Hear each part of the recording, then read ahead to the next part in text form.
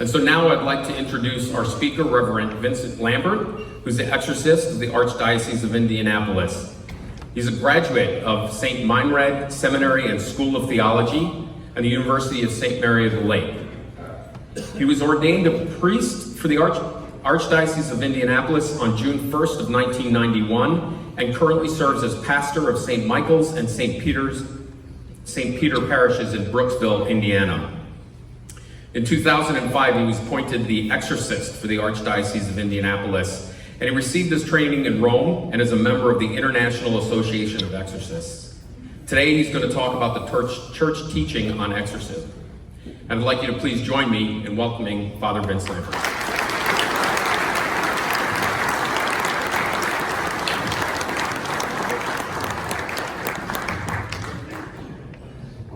Good evening, everyone. It occurs to me that this topic was chosen on today's a full moon. Did you know that? And tomorrow's Friday the 13th. I'm just saying, is that a coincidence or not? So my goal this evening is to give you a glimpse into the church's ministry of exorcism. And perhaps it's a topic that many people don't really think about. It's a topic that perhaps even many Catholics think that the church has moved away from. So hopefully after my presentation this evening, you'll go away with a better understanding of what the church actually teaches and believes about this topic. So imagine, if you will, it's Sunday morning in just about every major city and small town across the United States. And there's a sound that begins to echo throughout the air. And what sound do we hear? It's the ringing of church bells, meant to remind all of us that we're called to wake up with God and to be about the things of God. It's a sad reality today, though, that far too many people seem to be spiritually asleep. Many people who have been baptized have abandoned their faith and have lost the sense of the sacred in their lives. A recent study suggests that 79% of Catholics between the ages of 18 and 35 no longer practice their faith. And they even doubt the existence of God. Some say that they are spiritual, but they no longer go to church. At a time when people are losing touch with their Christian heritage, there's a great risk for falling for ideas that sound appealing, but can actually be misleading and extremely dangerous. St. Paul in 2 Corinthians warns us that Satan transforms himself into an angel of light, and he deceives many people. We must realize that the presence of the devil is sharpened as society and humanity are distancing ourselves from God.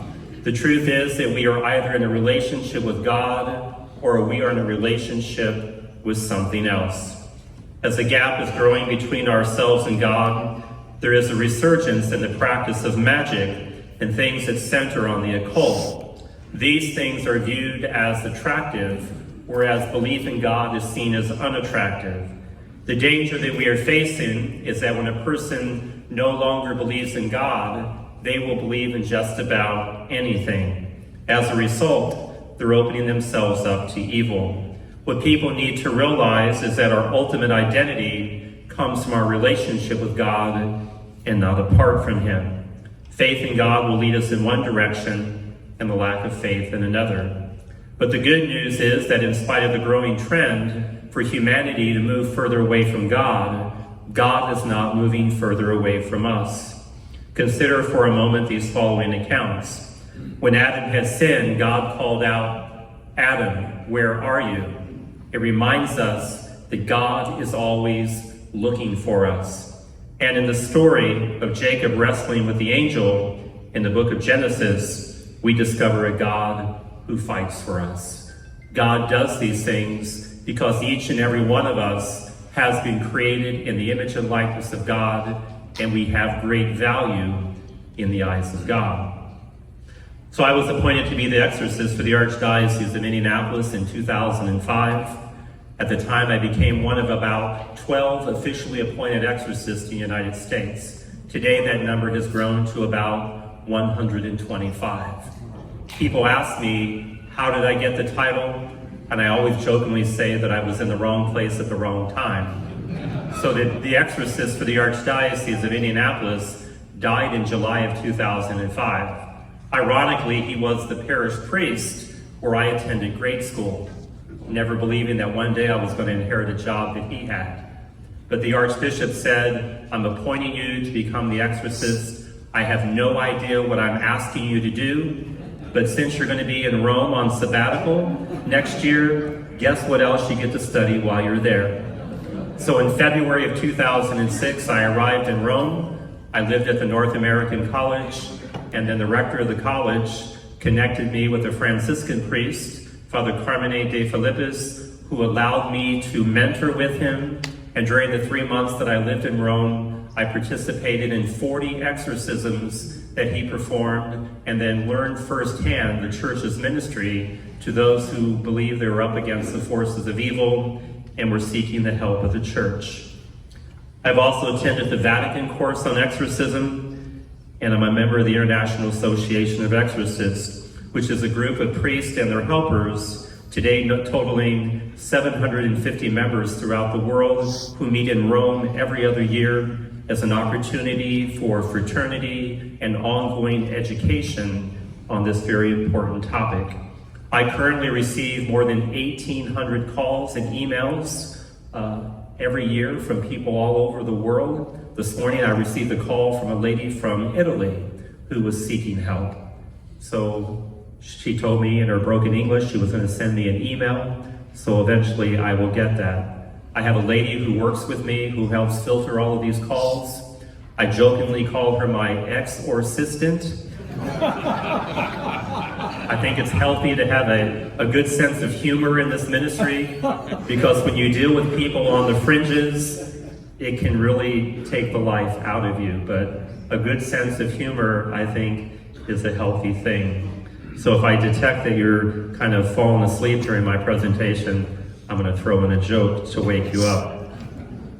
Now, what I want to impart in my talk this evening is not to create a fascination with evil or even the practice of exorcism. What is needed is for people to create a deeper fascination with God in their lives. In fact, my number one role as an exorcist is not to focus on what the devil is doing in the life of a person, but to help that person who is afflicted by evil to focus on what God is trying to do in their life. Now, many people today live with a distorted view of freedom that echoes the fall of humanity as mentioned in the book of Genesis. The guiding principles of this distorted view of freedom are threefold. You may do whatever you wish. No one has the right to command you, and you are the God of yourself. This viewpoint leaves no room for God, and the result is a greater presence of evil, both in the world and in the lives of individuals. St. John Paul II said that freedom in the true sense of the word means to live in the manner that God created us to live. So when we are obedient to God and his commandments, that's freedom in the true sense of the word. He says that when we believe that freedom means we can do whatever we want, then we end up becoming slaves to our own passions and desires. Pope Benedict put it this way: when the existence of God is denied, freedom is not enhanced, but is deprived of its basis and thus becomes distorted. It's always important when talking about the topic of exorcism to define what is meant by the term. Many people have a notion of what the word means based on their own research or by watching certain television shows. Anybody here ever seen the movie The Exorcist, by the way? The Exorcism of Emily Rose. Have you watched shows about ghost hunting and paranormal activity? There's a new show on Thursday night called Evil. So there's a lot that's out there about the topic. Oftentimes when people want to know something, they also go on the internet to do research. I always like to point out that what you read on the internet about exorcism, a lot of that creates a fascination with evil, but it doesn't really focus on what it truly is all about. I always like to tell people that just because you read something on the internet doesn't mean it's true. Because sometimes those people, those 1,800 calls that I get, they're trying to explain to me what exorcism is really all about. And so I tell them I think I have a good enough understanding on my own. Now, the word exorcism comes from the Greek word exorkismos. It's a term that means an insistent request, manifested before God or directed against demons. At its very core, an exorcism is a prayer. It's a prayer that brings peace and healing to those afflicted by the evil one, allowing those people to be reconciled to God.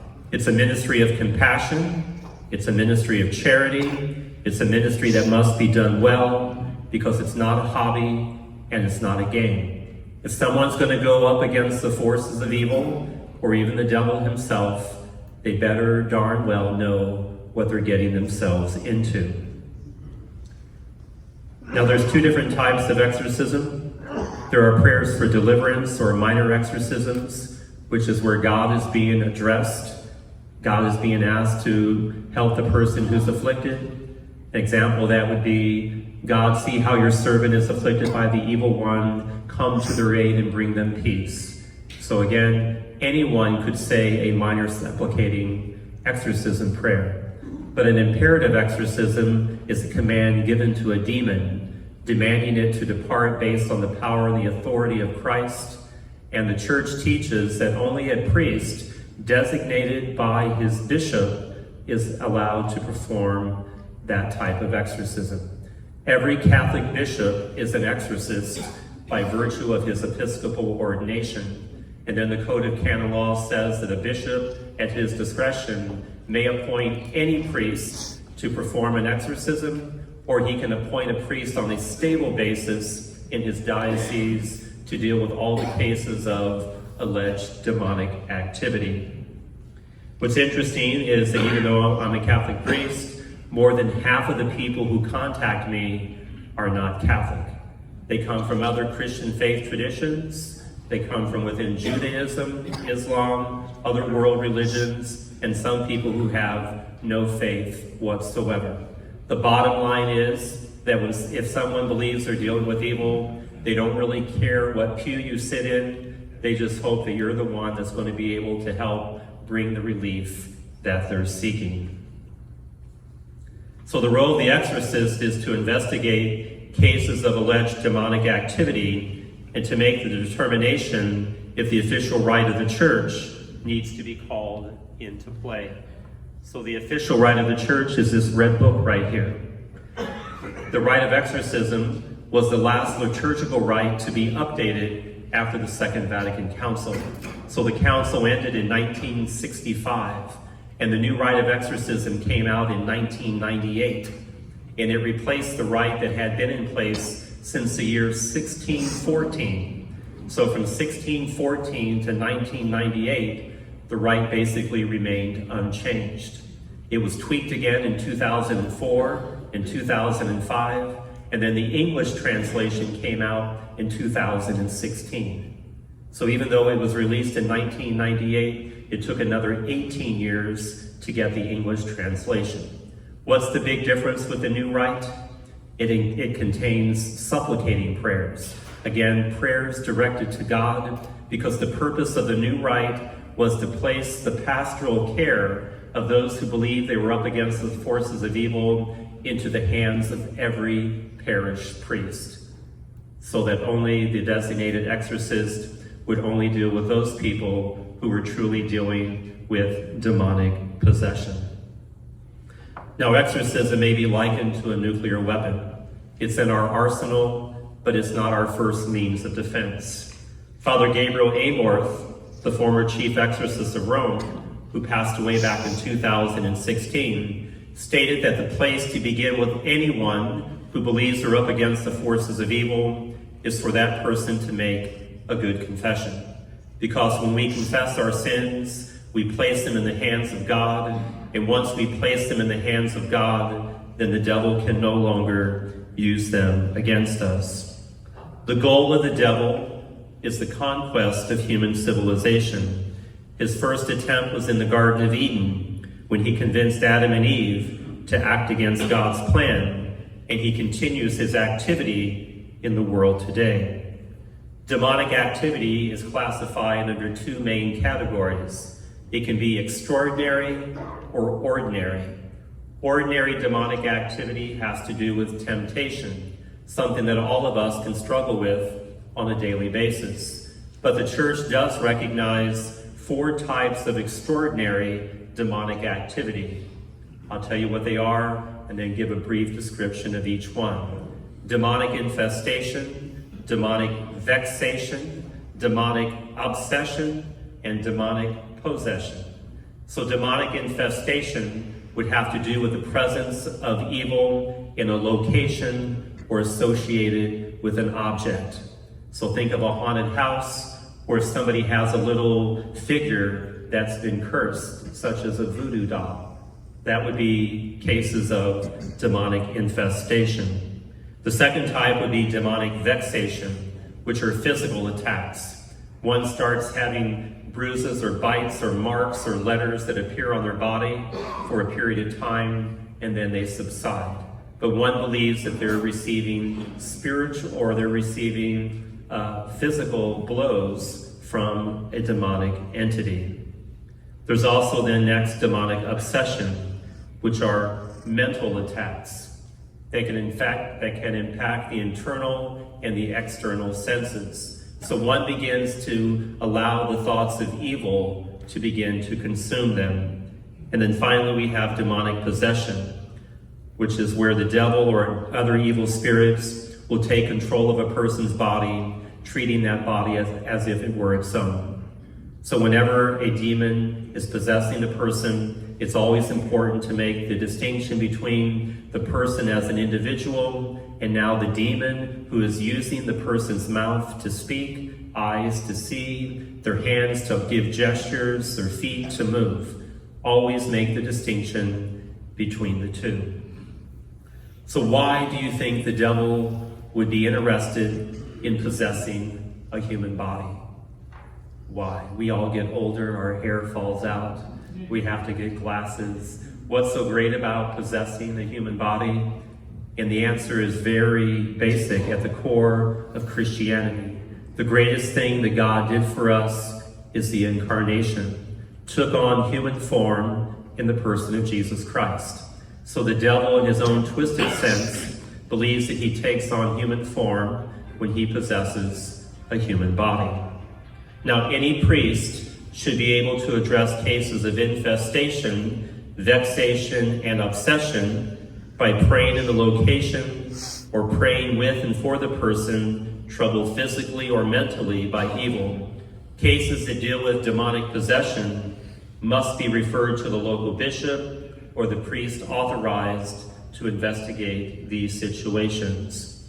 Remember I said when I was appointed, I became one of 12 in the United States. Now that number is 125 because the church has realized that if she does not address this issue, then people are going to turn for help outside of the church, and where they turn may not lead to the healing that they're looking for. In fact, by turning to outside sources, they can become even more troubled than they were before. Because exorcism is always a matter of faith. It's always a matter of faith. And in an exorcism, Jesus is not a bystander, he's the main actor. I always tell people that as an exorcist, I don't have any special powers or abilities. I act on the authority of my bishop, but the power rests with Christ, who uses the priest as his minister. The priest always acts in persona Christi, in the person of Christ. So in the ministry of exorcism, the focus should always be on what Christ is doing because the authority rests with him. Now, the tradition of the church has maintained 4 criteria in evaluating the validity of cases of demonic possession. So there are 4 things that I always look for. The ability to speak and understand languages otherwise unknown to the individual, superhuman strength beyond the normal capacity of the individual, elevated perception, a person has knowledge about things that they should not otherwise know, and then an aversion to anything of a sacred nature, such as being blessed with holy water, being shown a crucifix, having a relic placed on your head during prayer, being shown a Bible. If these elicit demonic manifestations, that could be a sign of demonic presence. Exorcists always have a few tricks up our sleeves. When we meet with somebody and we're trying to evaluate, is this something real or not? So one of the things you can do is bless the person with holy water. Now, perhaps I have holy water with me. Perhaps I just have plain tap water that hasn't been blessed. I will know if it's been blessed or not. The demon will know if it's been blessed or not, but that individual does not know. So there are always things that we do because exorcists are trained to be skeptics. We have to exhaust every other possible explanation for what is happening in the life of the individual before labeling that person as being possessed. And I believe the church would be doing greater harm if she labels a person as being possessed, if that label prevents the person from getting the true help that they really need, either from their medical doctor or someone from the mental health field. So here in the United States, there is an American protocol for exorcism. There are steps that need to be followed. So when somebody comes to me, the number one thing is required. They need to have a psychological evaluation. And that doesn't mean that the church is doubting that they're possessed, but if a person truly is possessed, then the church wants to know the state of their mental capacity, because one needs to be mentally strong going through the ritual of exorcism. The second step of the protocol is a physical examination. So the church is asking the experts in the mental health and medical doctors, is there anything about this person's condition that you cannot explain? Now again, the church is not asking these experts, do you believe the person is possessed? They don't make that determination. The church herself will make that determination based on the information that it receives. I would then meet with the person and do an intake questionnaire. The Vatican has put out an intake questionnaire trying to determine if this is something demonic, where was the entry point? Step number 4 would be to look for those 4 signs of extraordinary activity of the devil in the life of the person. Again, the elevated perception, aversion to things of a sacred nature, superhuman strength, and speaking languages otherwise unknown to the individual. Step number 5 would be to help normalize the spiritual life of the person. So if the person was a person of faith, but they kind of left their faith, to help bring them back. If they've never had a faith, then to bring them to that faith for the very first time. So again, the goal then is to help bring healing in the life of people who believe that they are afflicted. One of the other steps of the protocol calls for the bishop to receive a written report of the entire case, and then he makes the final determination. The bishops that I've had during my time as the exorcist for Indianapolis, so I've now served under 4 different bishops in Indianapolis, and each one of them have told me, if you believe it needs to be done, then you don't need my permission. Simply do the exorcism, but keep me informed. Cardinal Tobin, who's now the Cardinal Archbishop of Newark, New Jersey, was the Archbishop of Indianapolis. He told me when he was in Indy that if I was going to do an exorcism, to call him on his cell phone so he could pray for me. He said, I'm going to pray for you, but I'm not coming. Now, genuine cases of demonic possession are rare. They are real, they do happen, but not very frequently. Perhaps only 1 out of every 5,000 cases is demonic possession. Most cases that I have dealt with are related to infestation, vexation, and obsession. I will say there is something called demonic oppression. But demonic oppression is a gift from God. God allows one to be afflicted by evil as a way for that person to show their fidelity to God. And people who are dealing with demonic oppression do not need an exorcism. What are some examples of people who were demonically oppressed? Think of Job in the Old Testament. Think of St. Paul, who had the thorn in his flesh. He said the messenger from Satan sent to torment him, to keep him from becoming proud. You can think of St. John Vianney. You can think of St. Padre Pio. No one would have ever thought that Padre Pio needed an exorcism. But again, because of their holiness, God allowed them to be afflicted as a way to show their fidelity to God. Perhaps Job said it best. If you know the story of Job in the Old Testament, he's lost everything. His body's covered in sores. He puts on sackcloth. He sits in ashes. And his friends say to him, "Curse God and die." And how does Job respond? He beats his chest and he says, "The Lord giveth, the Lord taketh away. Blessed be the name of the Lord."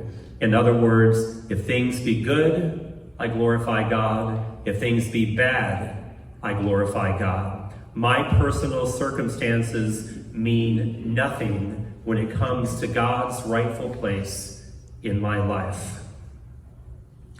Now, the Bible presents us with some very specific instructions on how to get victory over the devil. We are told in Ephesians 4:27, do not give the devil a foothold. St. Peter teaches us, 1 Peter 5:8, be sober, be vigilant, because your adversary, the devil, is a roaring lion. He walks about seeking him whom he may devour. And James says in James 4:7, resist the devil and he will flee from you. The truth is that far too many people today are giving the devil a foothold. They are not being sober and vigilant in their faith, and they're not resisting him.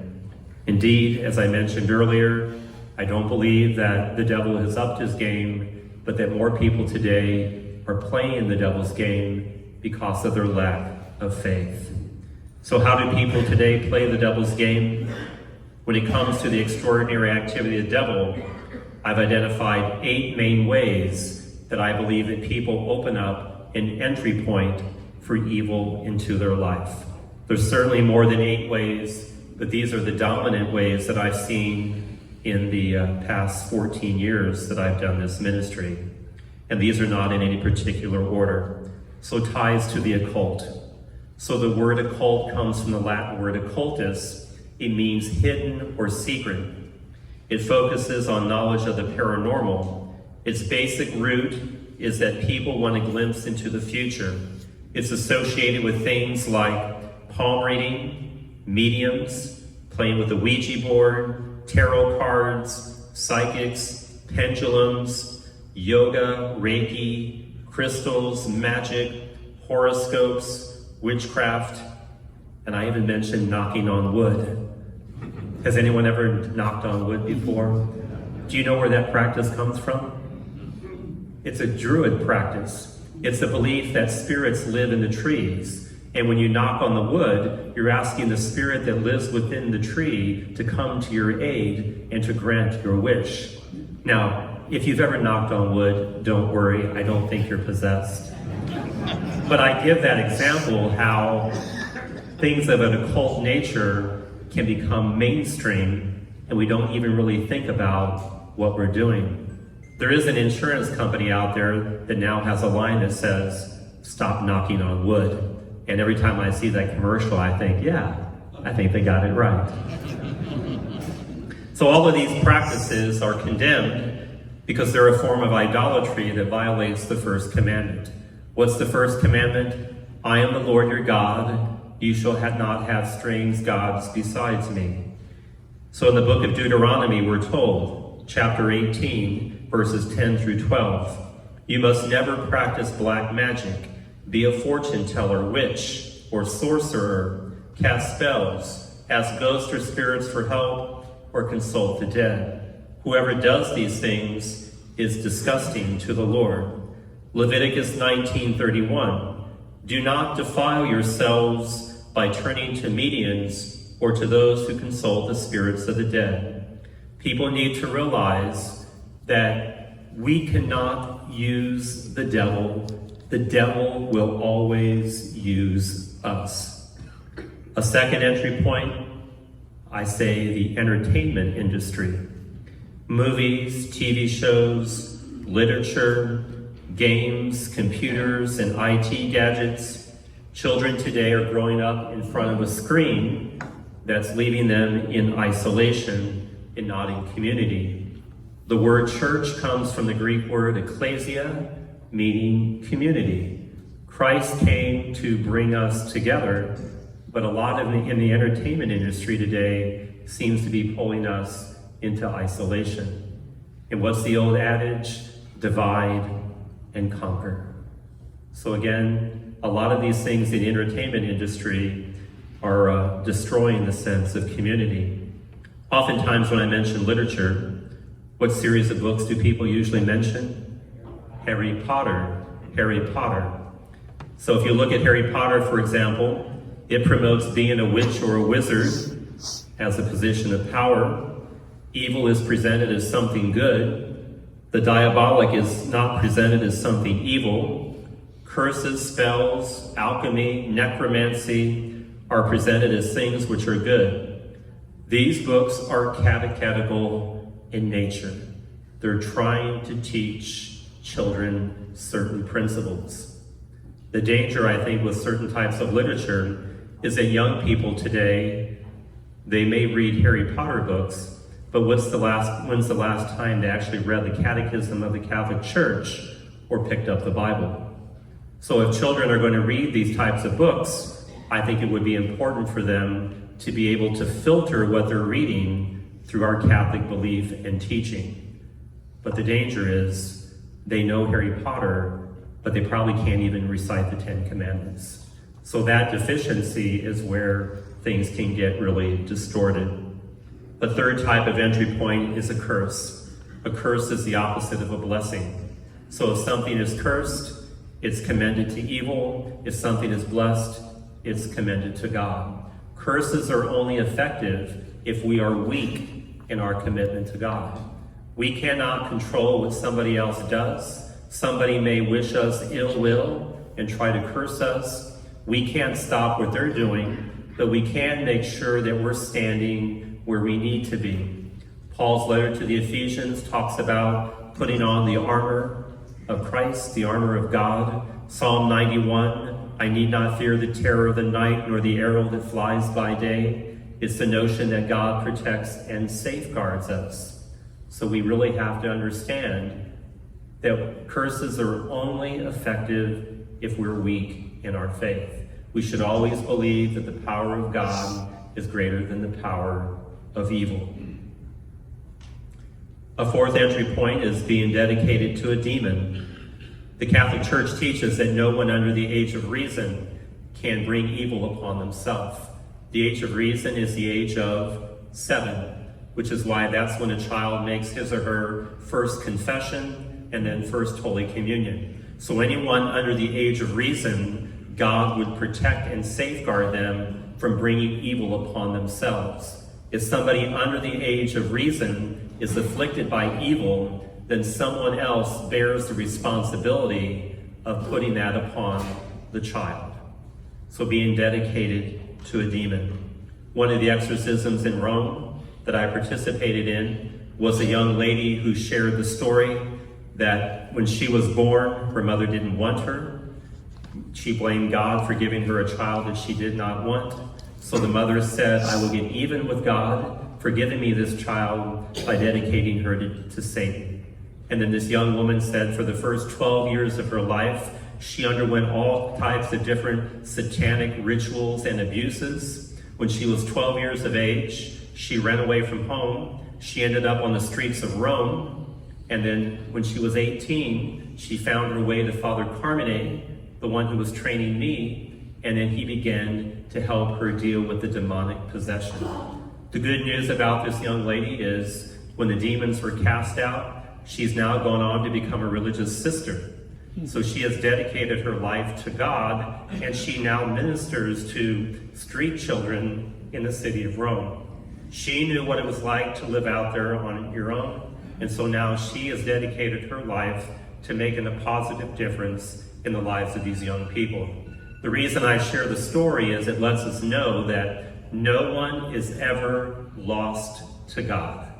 If somebody wants to be found, God will find them and bring the healing in their life that they're seeking. Another entry point would be abuse, which creates emotional wounds that may cause a person to seek help from the wrong sources. So I did an exorcism earlier this year in the Archdiocese of Indianapolis. It was an Hispanic woman who had been away from the church for 43 years. And she shared the story with me after her neighbor was encouraging her to come back to church. The priest at the parish went to visit her at her home. The other neighbor lady was there. The priest said, I was talking with her. She began growling at me. And then she got up and it was like it wasn't her. And then she started spitting on me and trying to attack me. So then I arranged to meet with them. And we're sitting in a room together. Here's me, the other priest, the lady that's afflicted, her friend. And she's telling me that when she was 7 years old, growing up in Mexico, her father began raping her. She said it went over a period of 5 years. So dealing with people in the world of exorcism, you hear a lot of horrific stories. She said that when she turned 12, her father turned his attention away from her and then towards her younger sister. So she said it caused her to feel broken and fractured on the inside. She went to all types of faith healers and other people that claimed that they could help fix the brokenness within her, but she only found her life even more fractured. She's telling me the story and she just begins to sob uncontrollably. And then she looks at me and says, can you help me? And I looked at her and said, Jesus is going to help you. And no sooner did those words come out of my mouth that there was a change. This woman's eyes turned green. Her pupils became slanted like a serpent. And a voice came out of her mouth and said, well, who's he? He has no power over us. By this time, this other priest over here, he drops to his knees and he starts rattling off Hail Marys like a machine gun. The friend sitting next to this lady literally jumped over the table to get away. And then I went over immediately and I put my hand on this person's head, and this demon is staring at me, cursing me, trying to hit me. And I begin praying, and then I reach into my pocket and I take out holy water and bless and collapse to the floor, and there's a scream. And then I begin to say prayers. This was not an exorcism prayer. Again, if an exorcism is going to be performed, there are certain steps that need to be taken place. So there's no such thing as an emergency exorcism. So I ended the situation. And then I arranged to do an exorcism the following week because I wanted to be in a sacred space. Exorcisms are never done on a dead-end street at midnight during an electrical storm in an abandoned house. That makes for a great Hollywood movie. But the devil does not get to decide where he will be defeated. The church herself will make that determination. So a week later, we're back in a chapel. And again, the prayers begin. The prayers of the church cause the devil or the demons to manifest, because only when they manifest does the fight against them begin. And so we were set up. I prepared myself by going to confession, celebrating Mass, spending time in prayer. I determined who's going to be there. There's no such thing as exorcism tourism. Nobody's there out of curiosity. Other people are present to pray. Myself, the other priest was there, and then the afflicted lady, and then her friend. It was just the four of us. As soon as I began, there's the green eyes again, the slanted pupils, and then the demon looked at me and laughed and said, you can't get rid of us. We've been here too long, and you're not strong enough. And then using the rituals of the church, we prayed for about 45 minutes, and then told the demon, commanded it to leave in the name and the power of Jesus Christ. And then I did the insufflation prayer, the breathing on of the face of the person who's possessed.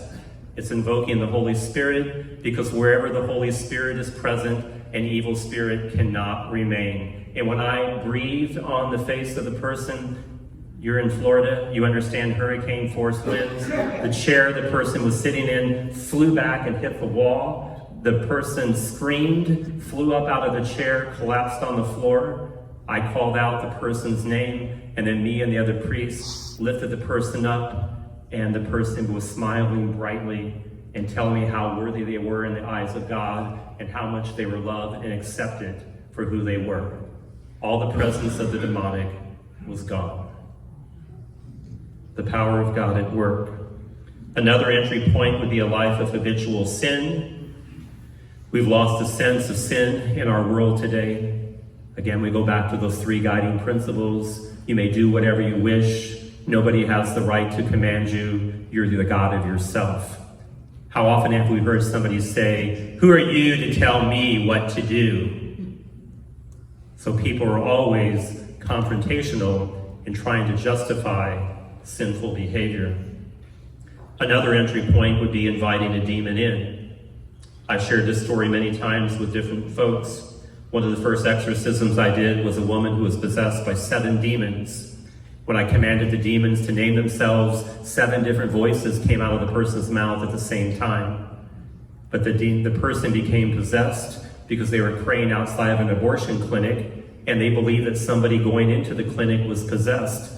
So she ran up to that person, looked her in the face, and in a sense of misguided compassion said, "Whatever in you, I freely invite to come into me."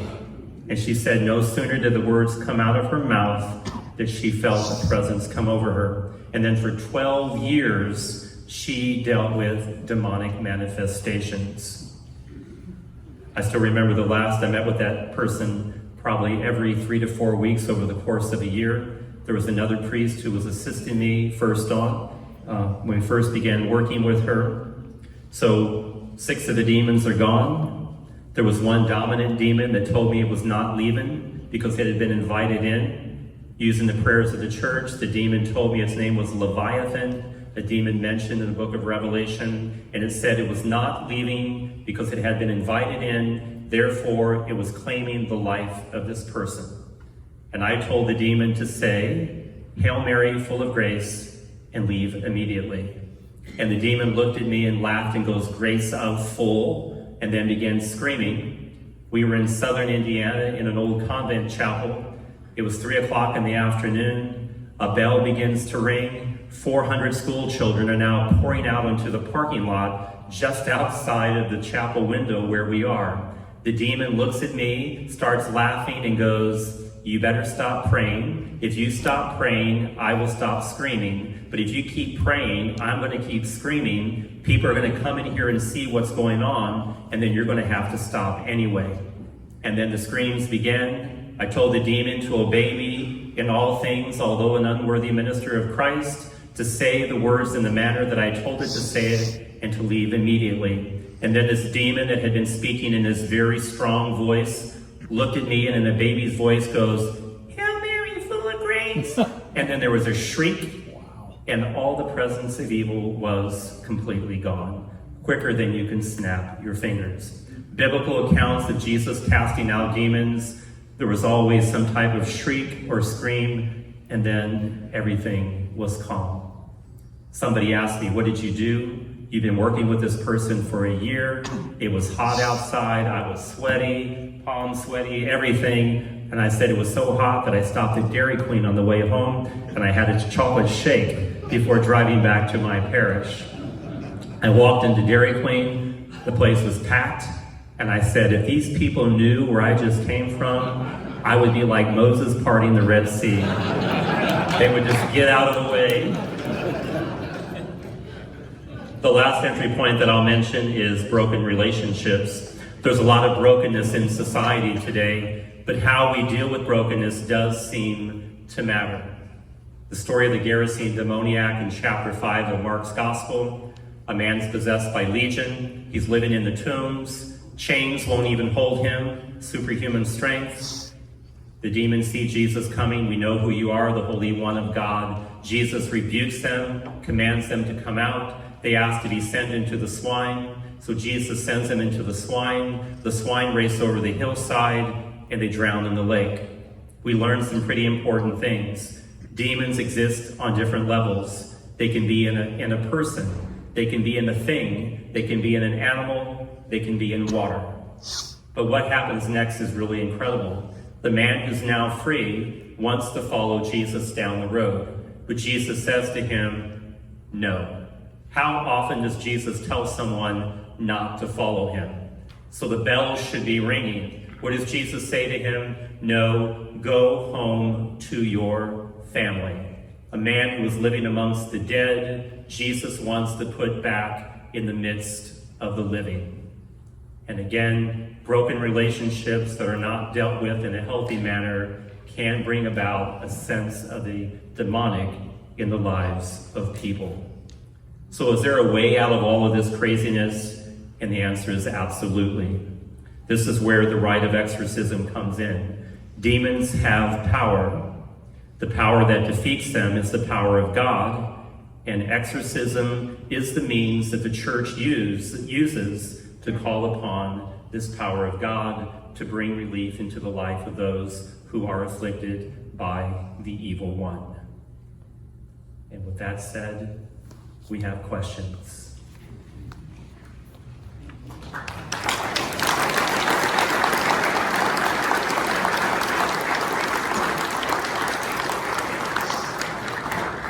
Thank you very much, Father Lampert.